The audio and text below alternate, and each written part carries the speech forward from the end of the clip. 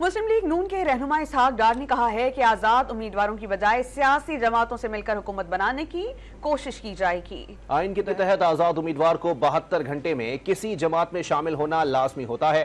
جو آزاد امیدوار کسی جماعت میں شامل ہوگا تو اسی جماعت کے ضوابط لاگو ہوں گے۔ وہ لاہور میں صحافیوں سے غیر رسمی گفتگو کر رہے تھے۔ انڈیپینڈنٹ جو تو فرسٹ آف آل انڈیپینڈنس کا کلیئرٹی لے آئے کہ آئین 72 گھنٹے دیتا ہے۔ جو ہمیں جوائن کریں گے انڈیپینڈنٹس وہ تو یعنی کہ پھر اس پارٹی کا حصہ بن جاتے ہیں۔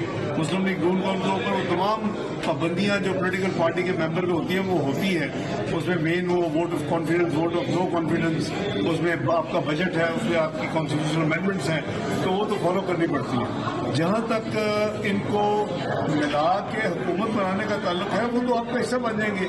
جو باقی رہ جائیں گے انڈیپینڈنٹس وہ اس کا پھر بعد میں فیصلہ کریں گے۔